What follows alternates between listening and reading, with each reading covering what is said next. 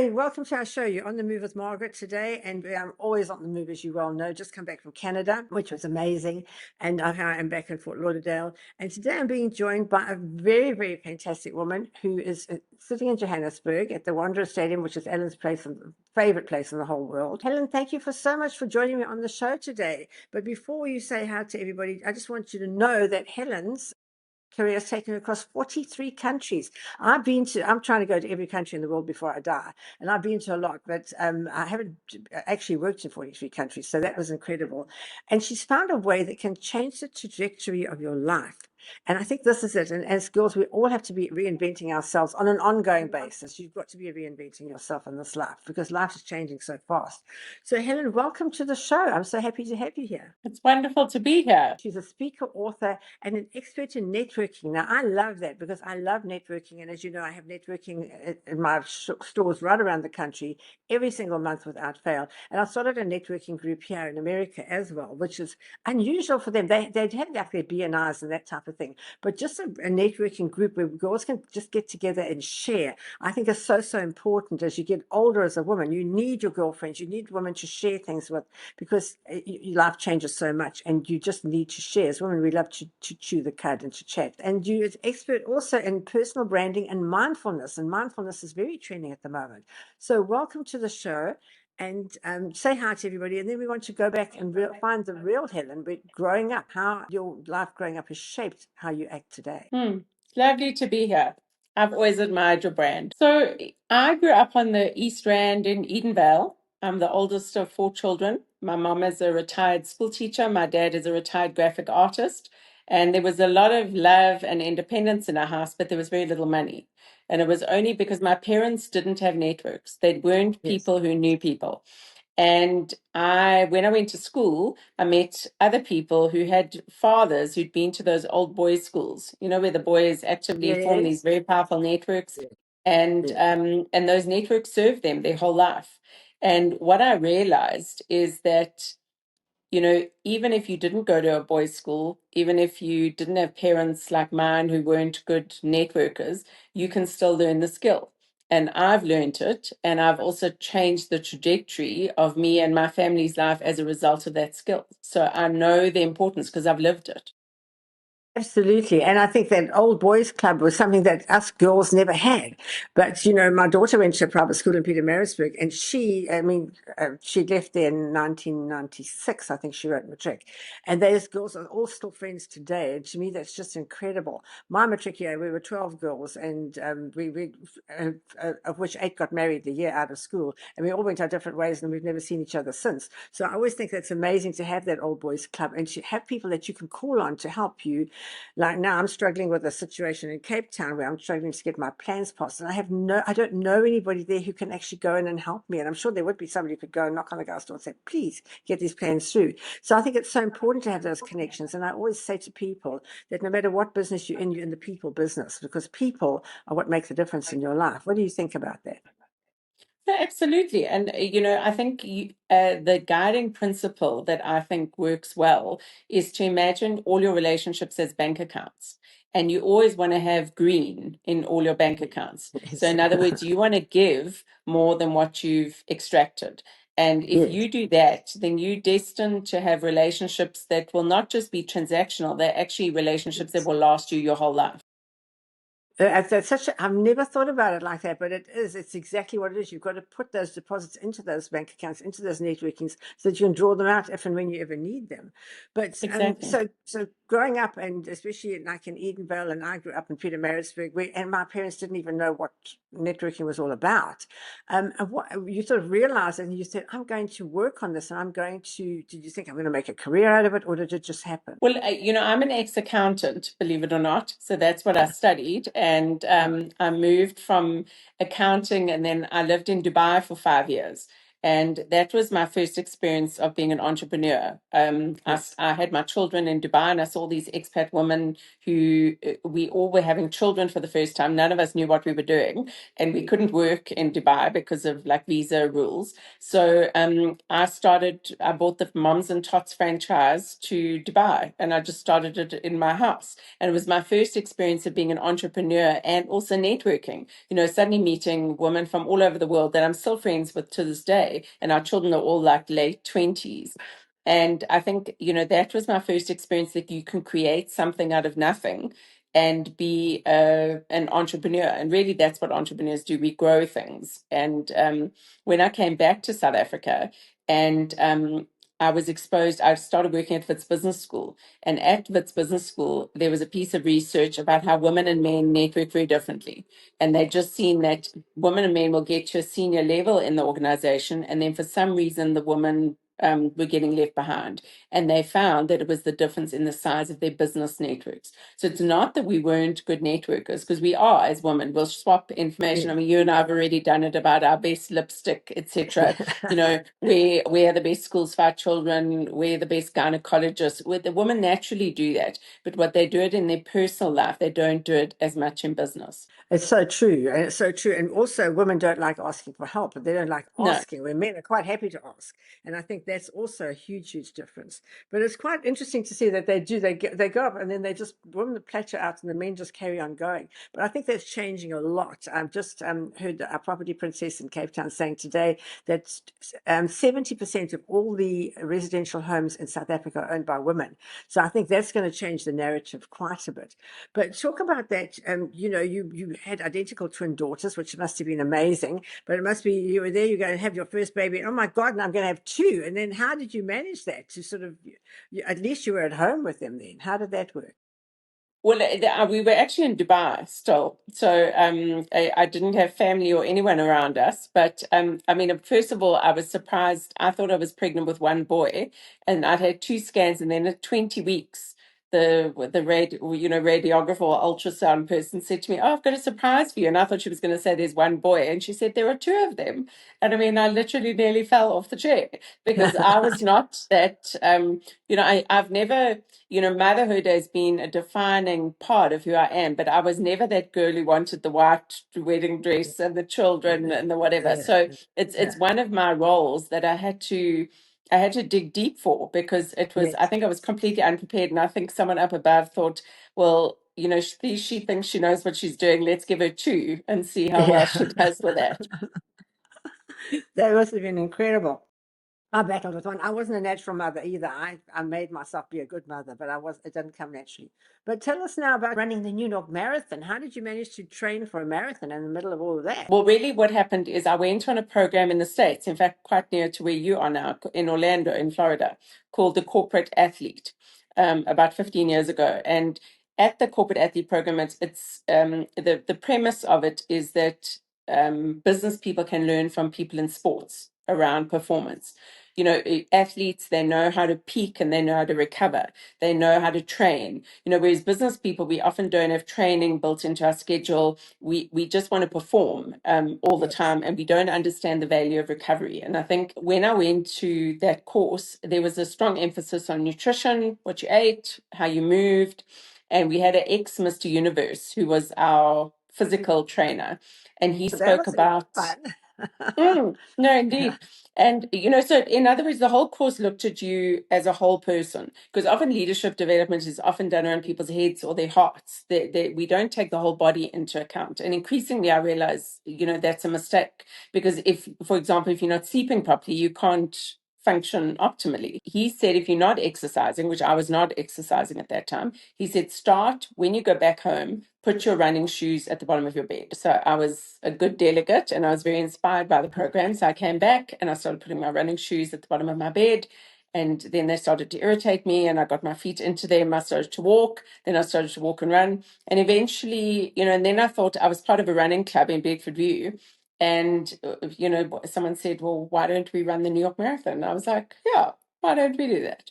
And I'd never run a marathon before or since. And it still remains one of the best days of my life because, and Oh, I that do believe anyone could actually run the New York Marathon because A, it's flat. Because if you run in Joburg, it's hard, yeah, it's very yeah. hilly and it's also the altitude. And you've also got 2 million people who come out to support you. So you feel like a rock Yes. star. I mean, my husband, in fact, wore my medal for 5 days afterwards because that's what people in America do. And because I refuse to wear it. But I think what running the New York Marathon taught me two things. One is I can do anything that I put my mind to, even if I'm not a natural runner, which I'm not. Yes, And yes, secondly, it helped me break things down when things are hard. So the New yes, York Marathon is 26.2 miles. And I thought that was very intimidating. So I thought, let me mentally prepare for running 1 mile 26 yes, times. And yes. that's how, so I would run, and then luckily enough, they had a watering hole at each mile. And then I'd stop, I'd take a photograph, I'd have a little sip of, whatever they had there, and then I would carry on. And so I just broke it down, and it was a very powerful thing because now, whenever things are hard, I break them down, like I did with the New York Marathon. So good. And so good to do something like that. I know when I did the firewalk the first time, I just knew then that I could do anything. I think doing something like that, it takes you right out of your comfort zone and that you actually win.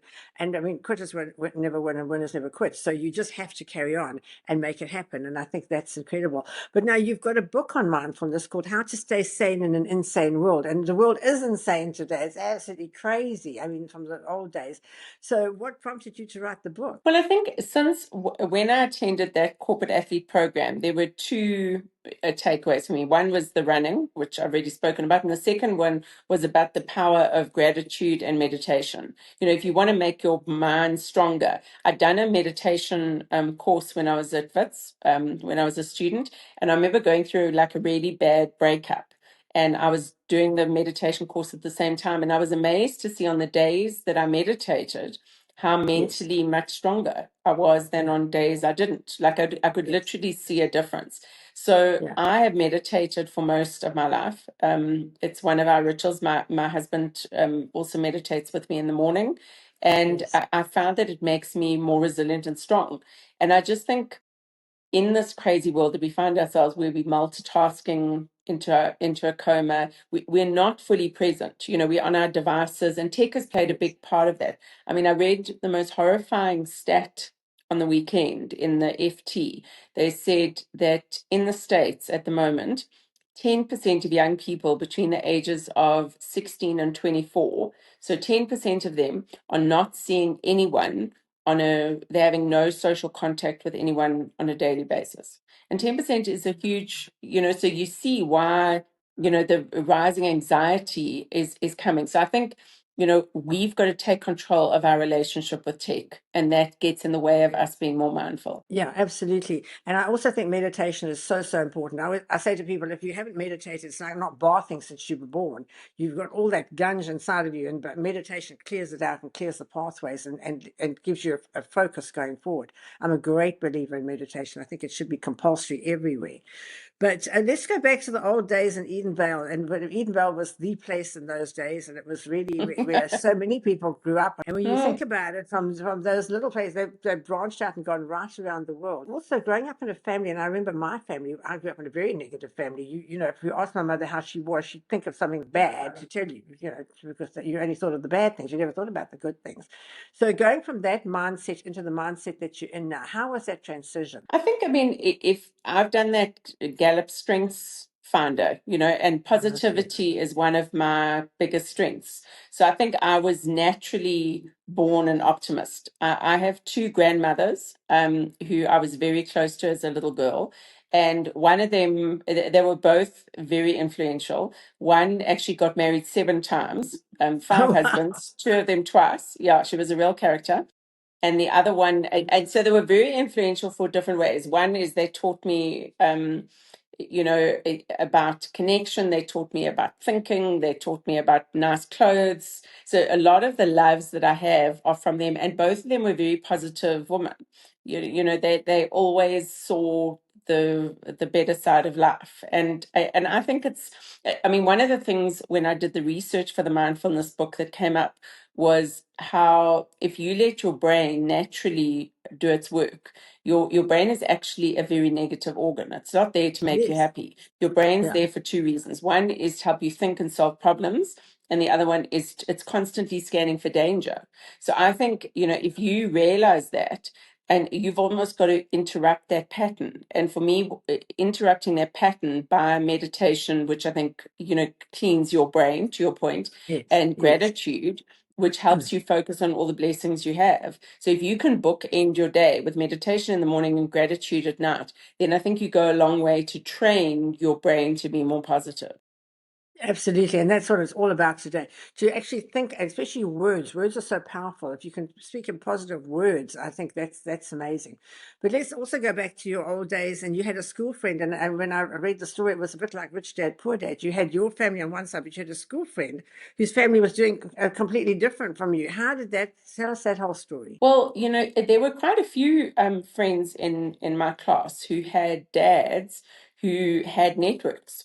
So they had been to those boys' schools and they actively, and I could see the difference between my dad and also because it was his mother who got married 7 times. So he went to 11 Yeah, different schools. So he didn't yeah, have a lot of time at any schools to develop a good network.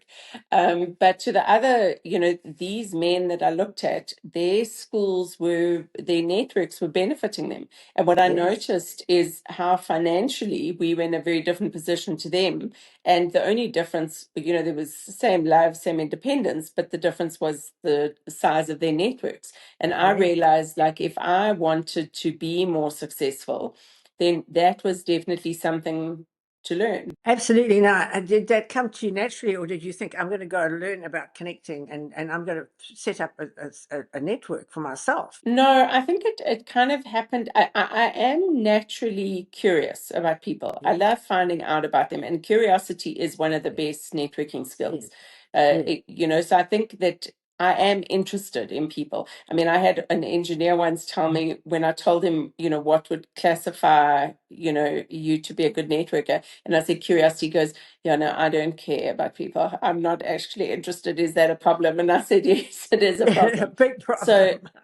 curiosity is the ticket to the game. You've got to have Yes, an interest in finding out about who someone is. So I think if you can cultivate that, and you can't be doing all the talking. I always say you should be spending 60% of your time, in any conversation listening and yes, 40% talking. And if you do yeah. that, you'll learn so much more about the person. Absolutely, absolutely. Now you've worked across 43 countries, and that in itself must be something. But I love travel. I've traveled to almost every country in the world now, and I just think seeing travel opens your mind. It broadens your perspective on everything, and it just gives you a different perspective, and you see how different people are, and you get to understand people so much better. Tell me how traveling across those countries and working in those countries helped you. I did a lot of work in the hospitality industry, especially across Europe for one of the big hotel groups, speaking to all their staff and training their people. And one of the things I noticed is there are different cultural issues, that come up, but in many ways, how as human beings we are the same. Everyone, for example, was battling with sleep deprivation, like no one is sleeping. So that no matter which country you went to, that is like the big equalizer of us all. And Yeah, at the end yeah, of the day, our needs and wants as human beings are very similar.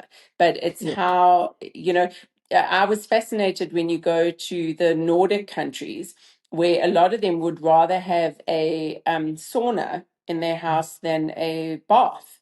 In other words, that's how, I mean, and apparently that's a thing, and how saunaing and they also have very high rates of happiness, and all of them leave work at like 5 o'clock. They don't have this culture of overwork that I think a lot of the Western countries do have. So that was fascinating to see that in action. yeah, it's just amazing. Now, after more than 20 years of teaching networking, what do you think most people get wrong when it comes to networking? I mean, I go to so many networkings and you get the people who go into the corner and just huddle by themselves, or somebody who comes in with a friend and only talks to that friend and doesn't network anyway. But what do you think most people get wrong with networking? I think there's a mindset issue and then there's a skill issue. The mindset problem is that people think that an extrovert would be a good networker. So they'll look at someone who's handing out cards or kissing people and, running around the room meeting like 15 people. And people Yeah. will look at that and see that as good networking. I would have a different view. I believe the person who connects meaningfully with three people is the magic number. If you have met three interesting people at an event, and you've connected meaningfully with them, when you've found out some synergies, and you follow up with those three people, then that's a huge tick. So I think, and I think to your point is often from a behavior perspective. So the mindset issue is that schmoozer is not a good networker. The behavior is you've got to meet three new people, even if you're an introvert. I always say you've got to get out of the starting box quickly, and you've got to meet your three people, and then you can go home. And then you Yes. follow up with those people. But I think if you go to an event and you only speak to people who you know, then Yes. that has not been a good networking event, because the whole purpose of events is for you to meet new people. Absolutely. Now, you get the people who just think they walk into the room and they're just handing business cards to everybody. And you get those that don't want to talk to anybody. What do you think is the easiest way to go? Do you go up to a group of people and try and butt your way in? Or do you go up to one person who's on their own and talk to them? What's the best way to do it? Well, I think there are two things. One is the best networking always happens at the beginning of an event or at the end. So Yes. arrive early, because it's quite intimidating to walk into like a big event, even if you're an extrovert. So if you arrive early, then there's always one or two people, that are there, and you can mingle, with those. So that's the first thing. And the second thing is, if you arrive in the middle of an event, look for a group of three. Three is the magic number. So Uh-huh. not two, because you're interrupting them, and not four, because that's too many. But Yeah. if you look for a group of three, stand next to them, overhear Yeah. what they're chatting about. And if you've got nothing in common with their Yeah. conversation, then actually move on and go and find another Okay. group of three. And then when you find your group of three that you've got some synergy with, then you actually will start smiling, making some kind of affirmative Yeah. body language with the Yeah. speaker, and Yeah. they will then include you in the conversation. And then, introduce yourself appropriately and do an elevator speech at, when it's appropriate, which is very much, I'm this, I do this, so that. What's Yeah. this, so that? What problem are you solving? Okay, well, that's fabulous. But to the women who are out there saying, well, it's all right, well, for them, but I'm not going to network. I hate going to networking. I hate walking into that room. I don't want to hand out my cards. I don't want to go and butt into people. What are you going to say to her? I'm going to say, if you don't, I mean, sometimes we do need to be challenged by events, but if Yeah. that is absolutely not your vibe, then you need to be having at least, I think, two coffees with interesting people one on one every week. Because if you Yes. have two coffees with interesting people, then, that's 100 and, 100 Yeah, odd people that you're meeting. So then absolutely. you've got to do it one on one. But the bottom line is, it's networking, not net sitting around. So Yes. you've got to be intentional. So if events aren't your thing, then you've got to do it one on one. You can't just opt out, because what happens then is you're just recirculating your network. So what are some simple things that we can do to all build a stronger network? Because we all want to build a stronger network, but we don't quite know how to go about it. So I think, it's always good to start off with, to audit your network.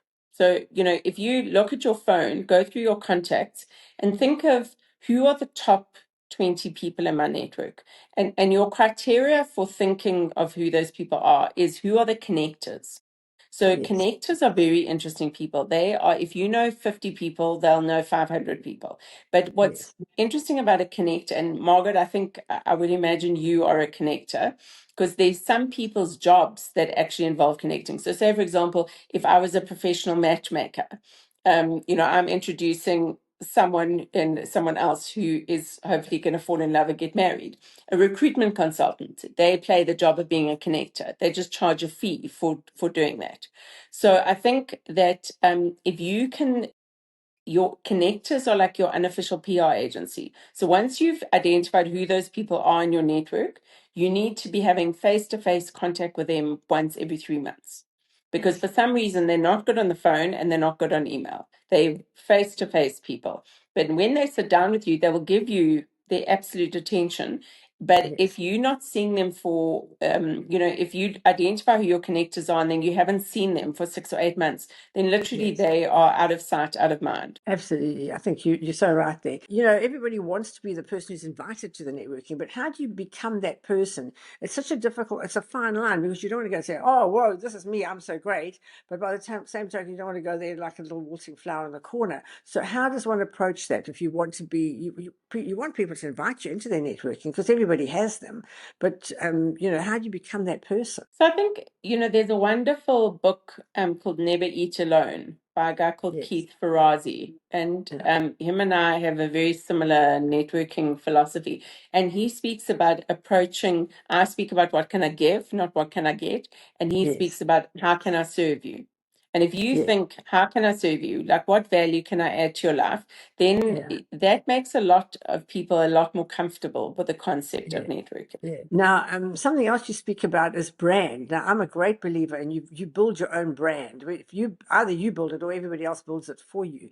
Talk to me about that and how important is it for you to build your personal brand. Well, I think, often people's brands happen by accident. Because I always say to people, it's what people are saying about you. It already exists. So, as of today, when you watch this or listen to this podcast, you already have a brand. And I think it's important for you to take control of it. One of the first steps I always say to people is send out 6 WhatsApps.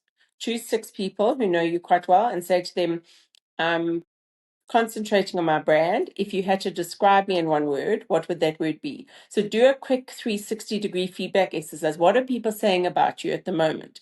And are you happy with that? I mean, I once asked my twins when they were 8, I said to them, if you had to describe mommy in one word, what would that word be? And identically, they both looked up to me and they said, rushed.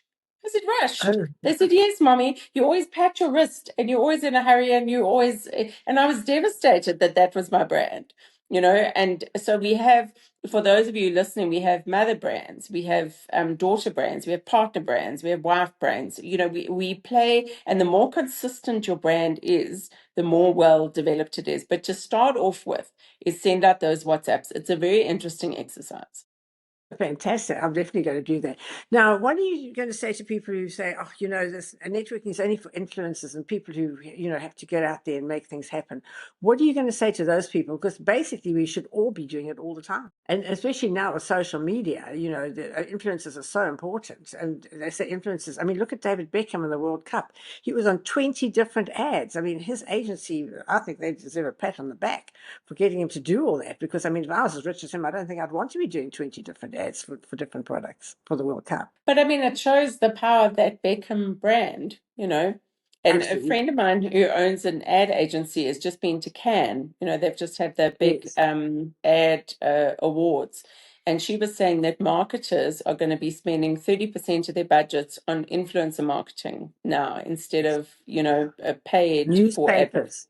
I see Yeah. the newspapers and all those yellow pages, all that money we used to Mm, spend that we are now spending on influencers at Hershey's, So, yeah. yeah, it definitely is going to happen. No, I mean, because I think that when you admire someone and they say, Yes. try this, then you're going to You do will. that. And Yeah. I think the key part of that is you've got to be authentic, you've got to be real, and you've got to be trusted. So trust and authenticity, I think, are the currencies of successful brands, and because people have got great radar to pick up inauthentic behavior. And you have to be so careful because people watch you all the time. I mean, in the old days, if you didn't feel like somebody just said come for dinner, you didn't feel like going, you'd say, "No, I'm busy."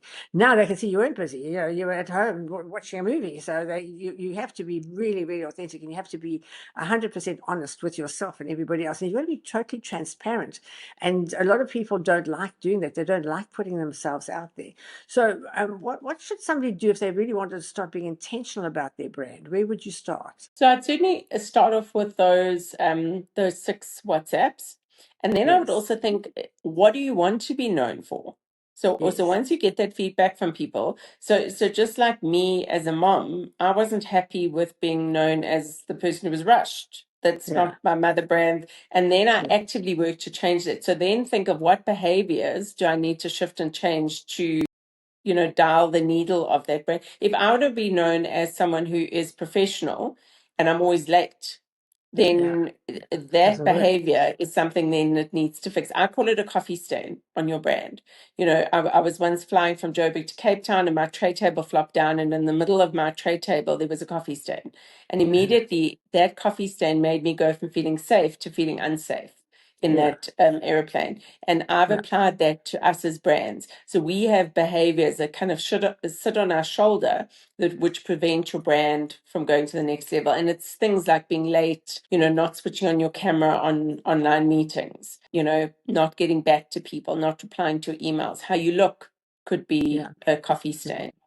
Yeah, yeah, it's so true. But it's quite difficult to be out there promoting yourself without seeing as if you're promoting yourself. I've got a friend now who's really putting herself out there, doing all sorts of videos. I think it becomes a bit cringeworthy at times. What's that balance between promoting yourself and getting your brand out there and becoming cringeworthy? Yeah, I think it's probably different for all of us. But I think, you know, I mean, maybe your friend thinks she's doing a fabulous job, you know. She does. You know, so you are probably not happy with, you know, the volume of it. I mean, I wouldn't be liking to share all details of my life. But I think it's also a generational issue. Yes. Absolutely. Now, authenticity is the buzzword at the moment. You have to be authentic. But you see people, you see them going to the shop and they, slops and sort of baggy pants and that type of thing. And then, whenever they're in front of the camera, they are all done up and really looking good. How important is authenticity today? I think authenticity is everything. I think, you know, and in fact, even a step further from that, I think personal branding is actually deeply spiritual. A lot of people think it's about what you look like and what you sound like, and that's part of it. But I actually think when you start getting intentional about your personal brand, it's you actually uncovering your purpose. It's Yes. you really realizing what you were put on this planet to do. And in fact, that's our life's work. I don't think you're ever going to arrive and say the Helen Nicholson or the Margaret Hirsch brand is now set in stone, because Yeah. we continually need to reinvent it as well, because that's part of learning and being curious about life. I think if your brand stays static, then you can end up being the Nokia, Kodak, or BlackBerry of your Yes. career, which is not Yes. something you want to be. Yeah. Now, what's some of the biggest mistakes you see people making with their personal brands? You can see them, they're trying to get their brand out there, but you see them making the mistakes. Which are the biggest mistakes they make? Not switching on their camera in online Yeah. meetings. I'm still Yeah. absolutely stunned and amazed the number of meetings I go on, specifically at the banks and in financial services, where I'm the only person with a camera on. People Yeah. don't realize that people are very visual. And you've got to, you know, you've got to be able to, you become out of sight, you know, out of mind. So I think that's a big one. And I think people can be lazy. Like, for example, about their LinkedIn profile. LinkedIn is Yeah. very important, you know, Yeah. as soon as someone wants to meet you, they're going to Google you, and the first thing that comes up, if you've ever Googled yourself, is your LinkedIn profile. So, is it relevant? Or is it up to date? Do you have recommendations? None of you are going to order something from Amazon or Takealot if there are no reviews. And in Yeah. exactly the same way, you need recommendations on your LinkedIn profile. But I find women struggle a bit more to put themselves forward than men. Men are okay, here I am, this is what I do, and ask for me, and the whole story. Whereas women are a little bit reticent to doing that type of thing. Do you think that women are changing? I think women entrepreneurs are better. I find women in the corporate world still will say to me, you know, my job or my work should speak for itself. Like they don't like the idea of what they like tooting their own horn. And Yeah. I said, but then you become the best kept secret in your Yeah. organization because no one other than it's a very dangerous career strategy to have all your eggs in your line manager's basket. Because if Absolutely. they leave, and you know, and they haven't communicated about, you know, the great work that you're You, doing, you yeah. need to have a wide network, especially in big corporates, because Yeah. otherwise, you know, people don't know the value that you're bringing to the party. Now, tell me, is confidence something that you've always had, or did you actually have to work on building your own confidence? I think I've always been very aligned to my purpose, that I'm a Yeah. teacher. Yeah. And I think whenever I've had moments of pure terror, which I have had, and imposter syndrome, where you think, what are you doing? Then I go back to my purpose. And then that's almost like the compass that keeps me on track. Now, what are you going to say to the woman who's out there who feels that she's got something to give to the world, but she's just too nervous to put herself out? And if she does put herself out, the first bit of rejection, she goes back like a snail into its shell and takes ages to start coming out again. What are you going to say to that woman to get her off her starting blocks and to get her up and running? I think it goes back to your brand. One of our facilitators I actually interviewed for my Networking for Introverts book. She had a beautiful concept, Zoya, where she said, like if in police detective series, when people die, you see them, that outline of the body, on the tarmac. On the She said, tarmac. if you imagine a room as you're about to move into that room, you think of that outline of you is the missing piece in that room. You're supposed to be in that room, and you've got a purpose, you've got a voice, and your ideas deserve to be heard. So for me, that's a great antidote Yes, to being a wilting wallflower. Like, it's part of yes, your job to do as a human being. yeah. And I don't think fear is a problem. Paralyzing fear is a problem. If you allow, we all are scared, but then you push through it and you act. I think action is the best deterrent. Absolutely. Just do it and get out there. Yeah. But you must work with a lot of really good influencers and people like David Beckham and those type of guys. What do they all have in common? There must be a common thread coming through that makes them an influencer more than anybody else. I think they're able to articulate things very quickly in sound bites, Yes. and they've built trust over time. Trust is not something, it doesn't happen instantly, but in other No. words, they've been consistent. If you think of Yeah. why, is Coca-Cola all over the world, they still advertise, and they also remain relevant. So they update Yes. themselves. And I think that being consistent and being relevant build trust. And I think, good influencers do both of those things. Now, with all that, to fit everything in, you've experienced burnout yourself. And for me, even if I have a minor medical thing, I can't stand it because I must be up there. I must be running. My big thing is I haven't been to a doctor since I had my children. My son's 50 this year. So, I don't believe in that type of thing. And I believe it's a sign of weakness. But you went through burnout and you didn't feel that. You felt that you had to take care of it. And now you're helping other people with the same type of thing. Tell us about that. So I think, what I realized is I had a story around recovery, that I saw recovery as laziness. So if I took a day off on a weekend and rested, I was very uncomfortable with that. And what I Me too. realized when I attended that corporate athlete program, I realized that rest is essential to my performance. So if I want to be high performing Helen, then from Yeah. Monday to Friday, then to give myself Saturday, I have a self-declared Sabbath on a Saturday. So I never work on a Saturday and I rest. And I used to run around the supermarket and I used to do grocery shopping, whatever. I now order online. I don't do any of that. I rest. And I realized that I'm a much better version of myself when I do that. So I think, it was me realizing that my rest story was no longer, because my body just wasn't able to, I collapsed in the Drakensberg on a family holiday where I kept on getting flu. So I think when you keep on getting sick and you've got to listen to your body. Our body is giving us messages, and I sometimes think we're very unconscious. Yeah, so I think, and we've got to take heed of that. And I don't. That's one of my weaknesses, I know. But and I love the fact that you trained in Orlando. I trained at the Disney Institute University in Orlando as well. So it's incredible that there's so much going on there. When you're thinking about all the training that you've done, how has that stood you in good stead? I mean, as you know, I'm a continual learner. I'm continually learning and growing and writing more exams. How important do you think that is to somebody's psyche? I think curiosity is key. You've got to grow. I remember when we first moved back to South Africa, we had two neighbors on either side, and the men in both those households, they retired and they were both dead within 2 years of retirement. And it was because they literally went from working then to doing nothing. And I Yes. think, you've got to realize that your social connections, our relationships, and to be curious.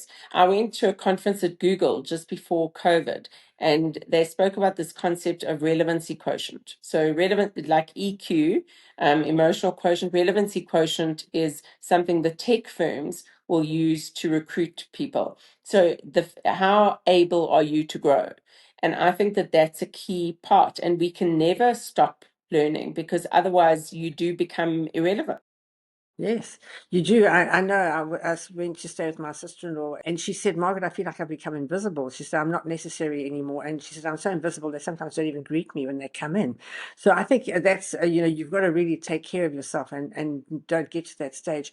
But where, in a world where people are continually switched on with all these devices going in that, how can we bring mindfulness into it? And how important is it to bring mindfulness into the way that we work and we operate? So I think one way to be very practically mindful is to stop multitasking. To realize that that was for me one of the big epiphanies when I researched the book, because I had thought multitasking was a good thing. In fact, I even Yes. got a job once Yes. because they said she was a great multitasker, and I wore that as a badge of honor. I was like, wow, that's amazing. But what I've subsequently realized is our brain is a single processing unit. So if you want to maximize your brain's power, then you ideally should do one thing at a time, because Yes. what the research is showing is this constant task switching that we're doing. So if you on your laptop and then WhatsApps are popping in or emails are popping in, that even if you don't go and open that email, your attention, it takes Goes 8 to there. 11 minutes to go back, and it's exhausting. So that's why we get to the end of a day and we feel we're tired, but we haven't actually accomplished much. Yeah. And that is a problem. So I think that if you can stop multitasking and be fully present, and also when you're with your family and friends and people you're trying to build relationships with, take your phone and put it in your bag. So don't even have your phone on your table. Simon Sinek Mm. has a wonderful clip about that, Yes. where he Yes. speaks about, how immediately you connect so much better. So I think those are the people who are going to survive this, changing world that we find ourselves in. And people say to me, you're just busy being busy. You're just so busy all the time. But how do ambitious women continue striving for success without sacrificing their well-being along the way? Because as women, we've got a lot to do, especially here living in the States. We've got to do your own housework. You've got to do, your own drive yourself everywhere. You've got to do everything yourself. How do we stop ourselves from just getting to burnout stage? Because there is a lot to be done and we have to keep up. You don't want to, lose your lifestyle. You don't want to say, well, I'm not going to work. I'm not going to have an income. You've got to keep going because, if today, if you live to 50, you're going to live to 100. So I've got another 25 years ahead of me. And how am I going to keep myself occupied, busy, and fed and clothed in that time? It's quite a daunting task. I think there's a wonderful saying, you can't be brave if you're not well. So for me, your well-being is at the bottom. And I remember we brought out the Harvard happiness professor, Tal Ben-Shahar, to South Africa about 10 years ago. And he said that life is like a jigsaw puzzle. And he said, if you started a complicated jigsaw puzzle, then you would start with the corners. Those are the Mhm. pieces you would look for first. So he said, what's happening in the middle of your jigsaw puzzle are the uncontrollables. So that's Yes. what's happening politically, economically, in the world. We have no Yeah. control over that. But those four corner pieces, he said, were exercise, meditation, gratitude, and I'd like to add sleep into those. Yeah. So if you can get those four corner pieces, exercise, gratitude, meditation, and sleep, if you can get to be like an 8 out of 10 in all four of those corners, then Yeah. you become more resilient, you become more strong.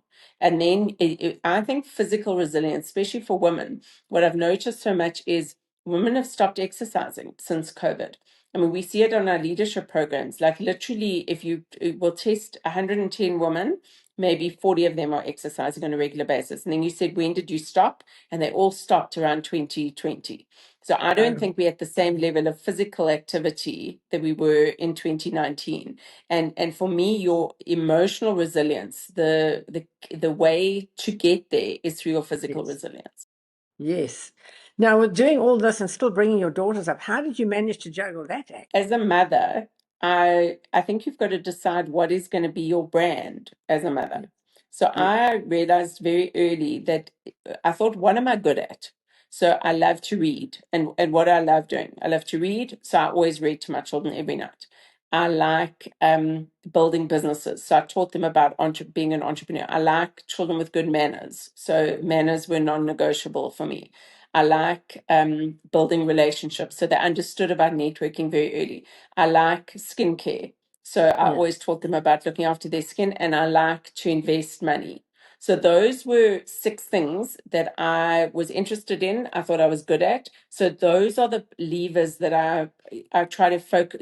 I went in on with my girls. I realized I was not the tuck shop mom. That's not who I am. I can make like 6 dishes in the kitchen, and that's about it. So, because what I've observed is women try and be all things to all people, and then what you do is Yes. you just fail on all fronts, and you end up just being, this exhausted wreck. So I think Yeah. when you focus in on what you're good at and you gift Yes. that to your children, Yes. then they'll always have a positive perception of your brand. Yeah. Now, Caitlin works in the business with you. How did that get on? And are you mom and daughter? Are you boss and worker? Or how does that whole setup work out? Yeah, she came into our business just after varsity.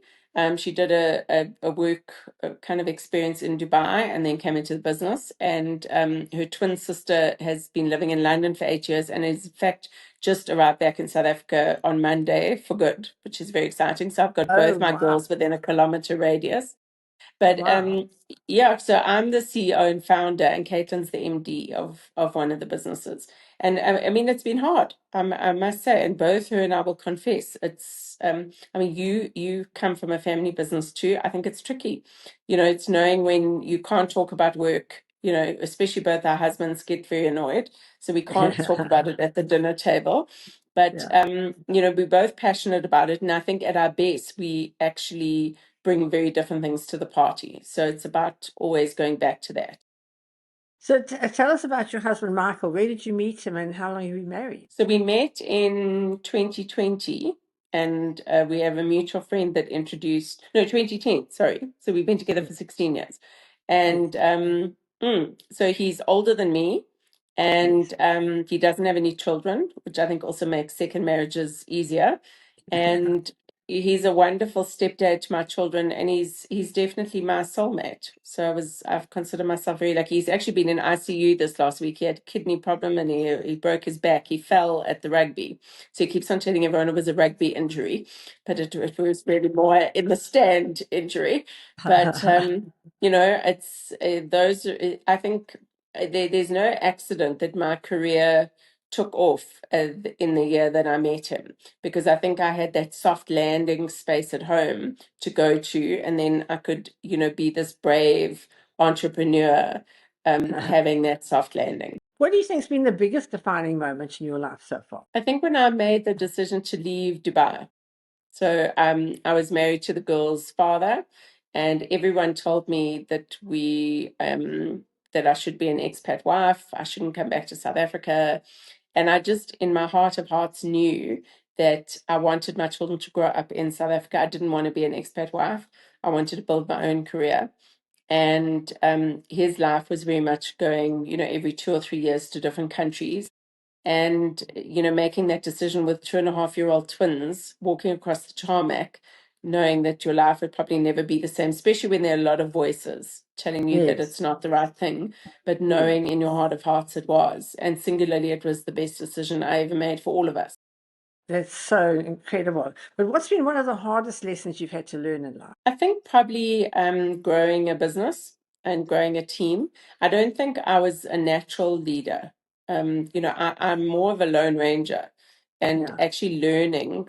I think you can learn to become a better leader. I think you can learn the skill of leadership, and it's been hard. And growing a team, when people are, an unreliable resource generally. Yes. So, Yes. because I expect everyone to have the same work ethic as me, Yes. I'm immediately trusting. So I think, Yeah. I mean, any entrepreneur I think will agree. It's a Yeah, tough thing, absolutely. but it's very rewarding when you get it right, but you don't always get it right. You don't always get it right, but you have to try. If you don't try, Hmm. you'll never know. If you had to go back to your younger self and give your 20-year-old self a bit of advice about life, what would you say today to that person? I would have said do more sport, younger. Yes. I only Yes. started becoming more active, in my kind of late 30s, 40s. I would have preferred to have done it earlier because I think it would have been better on my knees, actually. And I always say, I wish I'd have known about motivation earlier. I went to my first motivation when I was 50, and I've never looked back since then. But I wish that I'd had that at 30. I think that would be so, so good. Let's just do a quick fun now. Beach or bush? Bush. Heels or sneakers? Sneakers. Morning person or night owl? Morning person, definitely. What country, if you could go back to any other country, what country would you go back to? Vietnam. And the best piece of advice you've ever received? There's a Maya Angelou quote that says, people show themselves to you the first time, believe them. Yes, so true. One habit that keeps you grounded. Meditation. And what does success mean to you? I think it means growing. I think the part of my purpose, I'm a catalyst. So I grow people, I grow businesses, I grow myself. So Yes. I always say to my staff and to the people that are around me, because I think I'm sometimes hard work, because I'm always like pushing, Pushing. and growing. Yeah. And it is my purpose in life. And I have said that to people. So there's a good part of that and there's a challenging part of that. It's quite exhausting as well. Now, your daughters used to describe you as rushed. How do you think they describe you today? I think they will say that I am hardcore and and kind. Yeah, I think kind is the most important thing. So, Helen, you've built a career around helping people understand their value and building meaningful relationships. How do they become more intentional about how they show up in the world? I think, part of our life's purpose is to become more conscious. So I Yes. think that, if you know better, you do better. Yeah. So, there's some people who, they don't read, they've never been coached, they've never Yes. attended a course, Mm. and I think that's a pity because I think that I think you've got to intentionally go and find people who are going to help you grow. Because I don't think it necessarily is going to happen accidentally. You've got to be intentional about it and be Yeah, brave, because to be coached, sometimes is a good coach will shine some light in some quite dark corners. There are blind spots. yes. Yeah, and and to show you things you don't know about yourself that Mm. everybody else can see that you aren't even aware of. To me, that's the biggest thing. So for the woman watching today who sort of feels she's a bit overlooked, who knows that she's got something great inside her, really wants to go and give it to the world, but doesn't quite know how to go about it, what should she do? I think my biggest epiphany in life was that no one is coming. No one is coming to save you. It's you. I tell my 83-year-old mother that, and she said she can't believe that people pay me to tell you that no one is coming. But because what I've observed, a lot of women wait. We wait for partners or husbands to pick us. We wait for bosses to recognize us. If you realize that it's you. Like that, Yes. no one's coming to save you. You are the one you've been waiting for, and I think there's a great liberation around that. Huge liberation in that. It was my big liberation when I found out if you're going to do it, you may as well do it yourself because nobody else is going to do it the way you do it. Although you build your team and you do that, but at the end of the day, you've got to look at yourself and see. But Helen, thank you so much for joining me on my show today. It's been wonderful having you. You've given us such insight into our lives, into your life, and how to make our lives better. I think your story is such a wonderful reminder that connection is what it's all about. Relationships are what it's all about. And at the end of the day, what people think of you, it doesn't matter. It's what you think of yourself that really makes the biggest difference. So thank you so much for joining me on the show today. And if you did enjoy the chat, please like and subscribe. And make sure that you join us every week, because every week I have an inspiring woman who will hopefully inspire you to be the best you that you can possibly be. Remember, God put that seed of greatness inside of you, and it's your job to grow it and let it be out there and show the world what a fantastic person you are. So, Helen, thank you so much for being on the show. I've loved having you. What's your parting shot to everybody out there? Put on your big girl panties and deal and realize that no one is coming. Thank you so much.